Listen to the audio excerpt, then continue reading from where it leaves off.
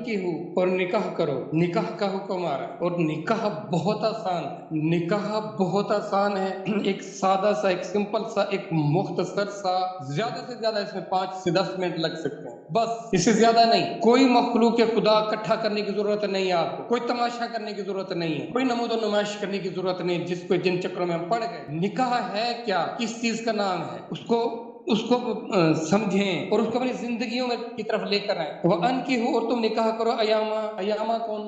वो औरतें या मर्द भी जिनका निकाह हो चुका और किसी वजह से फिर वो निकाह उनका खत्म हुआ, कोई बेवा हो गई, कोई मुतालका हो गई, कोई भी मसला हो सकता है। अब ये है कि उनको फिर से उस हालत में, अब अल्लाह ये फरमा रहे उनका निकाह करो। मिनकुम, जो तुम में से हो, अपनों में से तुम हो। वस्सालिहीना मिन इबादिकुम, और जो नेक गुलाम या खिदमत गुजार हूं तुम्हारे, जो तुम्हारे मरहून मिन्नत हूं। और क्या?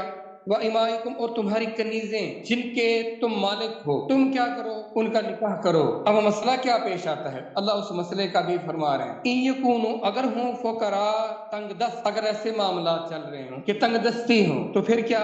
फिर इस चीज से बात ना आना, पहले ये शर्त पूरी ना हो कि पहले तुम मालदार बन जाओ, तुम्हारे पास कुछ हो तो फिर तुम्हारा निकाह किया जाएगा। इस्लाम के खिलाफ, दीन के खिलाफ, कुरान के खिलाफ हम कंसेप्ट को लिए बैठे हैं, हम रीत और रिवाजों को लिए बैठे हैं। पहले देखते हैं कि वो खाने के खिलाने के लायक है या नहीं है। नहीं है तो क्रॉस। ये आपका अपना नजरिया है, कुरान का, अल्लाह का क्या नजरिया है, अल्लाह आपको क्या हुक्म दे रहे हैं कि ये ना देखो कि उनकी हालत क्या है, वो तंग दस्त फकीर ही क्यों ना हो। युगनिहिमुल्लाहु मिन फजली, अल्लाह अपने फजल से उन्हें क्या कर देगा? बेनियाज कर देगा। अल्लाह उनको गनी कर देगा। कब गनी करेंगे? अगर वो तंग दस्त हुआ, तुमने उसका निकाह कर दिया, तो अल्लाह की जिम्मेदारी है कि अल्लाह उसको गनी करेगा। ये कुरान के खिलाफ करके हमें जरा सा भी एहसास नहीं है कि हम कर क्या रहे हैं। आप ये आए, ये बात आपने भी पढ़ ली, अब आप इस पर अमल करने के लिए तैयार हो, आपका यकीन इस पर बन गया, तो बड़े खुशकिस्मत हैं आप, बड़े सलीम और तबाह हैं आप। फिर मेरा कुरान पर ईमान है क्या? फिर मेरा अल्लाह पर क्या ईमान? कोई ईमान नहीं है, इस मामले में कोई ईमान नहीं है। वो बेवा भी हो गए, वो मुतालका भी हो गए, लेकिन तुम उनको निकाह करो, ये अल्लाह का हुक्म है। तब मुआशरे में देखें है कोई इसकी तरफ तवज्जो दिया? वल्लाहु वासिउन अलीम, और अल्लाह वुसअत वाले हैं, अल्लाह खूब जानते हैं, तुम नहीं जानते।